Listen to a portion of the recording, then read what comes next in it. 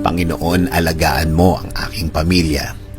Panginoon, maraming salamat sa mga bagong blessings na hatid ng araw na ito. Alam ko, Lord, na marami ka na namang pagpapala na ibibigay sa akin. Tulad na lang ng nagising ako sa araw na ito. Ito pa lang, alam kong may plano ka pa para sa akin.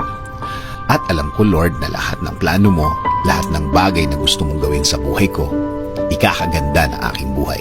Ikaka-level up ng aking araw-araw. At alam ko din, Lord, na alam mo ang lahat na nangyayari sa aking buhay. Alam ko din na bahagi ng blessings mo sa akin ay ang pag-aalaga mo sa akin. Na gawin akong safe saan man ako mapunta at saan man ako andun. Ginagawa mong safe ang lugar na yun.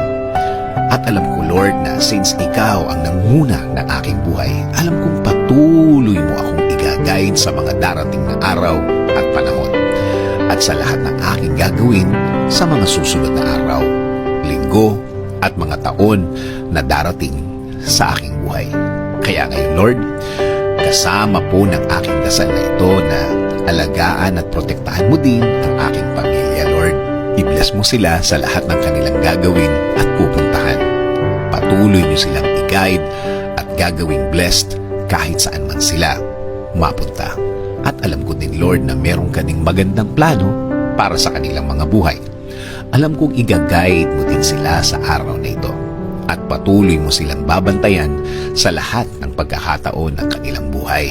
Patuloy niyo pong pasukin ang aming mga buhay. Patuloy niyo kaming bigyan ng direksyon sa lahat ng pagkakataon. Ilagay niyo po sa aming mga buhay ang mga tamang opportunity sa aming mga daan. Bigyan niyo din po kami ng guidance sa lahat ng aming gagawin sa araw na ito at sa mga susunod. Mga gagawin na nakaayon sa inyong plano, Lord, para maging pleasing sa inyo ang aming buhay. Gawin niyo rin pong ligtas ang mga biyahe na gagawin namin sa araw na ito.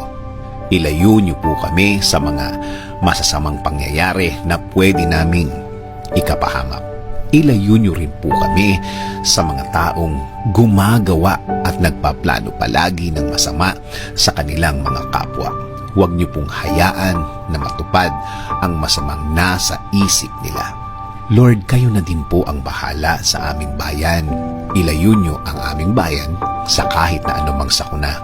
Paunlarin niyo po ang bansang Pilipinas at lagi niyo pong gawing safe ang lahat ng Pilipino sa mundo.